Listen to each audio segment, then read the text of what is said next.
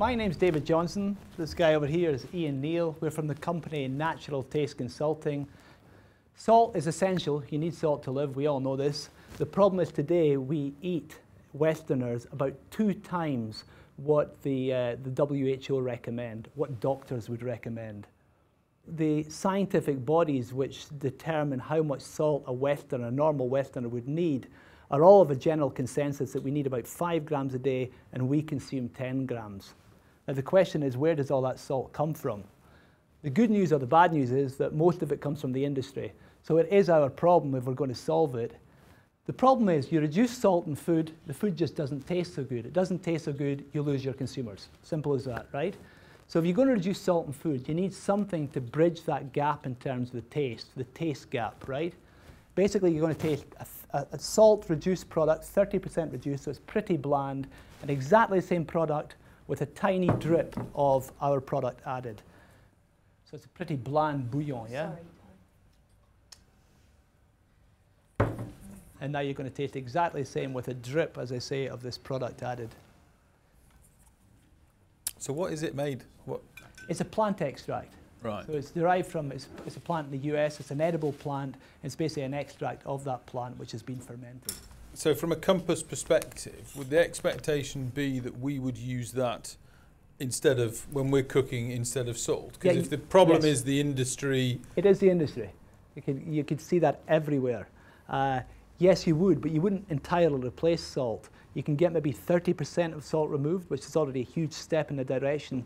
If you wanted to entirely remove salt, I wouldn't recommend it from a medical perspective. So you'd reduce and enhance? You'd reduce and enhance, exactly. David Johnson is confident that the panel will see the tangible health benefits to their salt replacer, rather catchily named SE1. Compass's UK executive chef Nick Vadis is more concerned with the practicalities of its implementation. So we're reducing salt in all our recipes, and we've been doing that for some time now as part of our pledges. Yeah. Is you would have to build this ingredient into a recipe, wouldn't you? Yes. As part of that recipe. You got it. Exactly like you'd use salt, you'd use this. We're now relying on a chef or a operator or somebody in a unit who may not be fully qualified to now put this product into some of their dishes. And that's what worries me. You wouldn't do that though.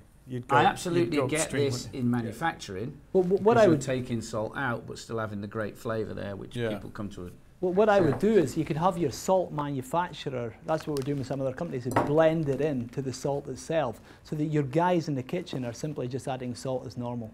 Part of the whole reduction salt is you actually get used to eating less salt, so your taste buds adjust. Right. What we're doing now is reintroducing a saltiness again. Yeah. Which, when they can't get this, will drive them towards.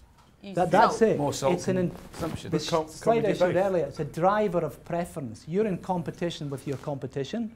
You want to have a product, they'll reduce salt as well. You want to have a reduced product, but your reduced product tastes better than theirs, so people automatically go to your product. But can't you do both? Because if you've taken, say we've taken 25% of our salt out, can't we take another 25% but use this to make it? Yeah, you could do that as well. Did you see what I mean? But how do we get it in? It's got to be in. But that's what I mean. We'd have to talk upstream to people. But if you think about the recipes that we own ourselves, it's quite an easy instruction to tell them to make them differently for us, isn't it? So if I had a kilo of salt, and then I had a kilo of salt mixture with where would I get to? More expensive, yeah? Yeah, much more expensive. There's nothing on the planet except water and air which is as cheap as salt in use. But what I can say is of any salt enhancer on the planet today, we're more cost effective by about 40%. So shall we vote? I think if we set a scene so we understand what we're suggesting, is I would think the way to do this would be to speak to one of our smaller, more flexible suppliers and do a project on both cost and taste, and I'd want to put it in front of some consumers. I think if it's going through a supplier, it's yes. I think straight into our business, absolute no. Claire? I think given your context, then absolutely we should be looking at using this, or at least trialling it with some of our supply base. I would agree. Likewise. So I think It's your idea. No. Yeah. So I think yeah, it's amazing how many times I change my mind. Thank you very much for your time. Yeah, Thank you.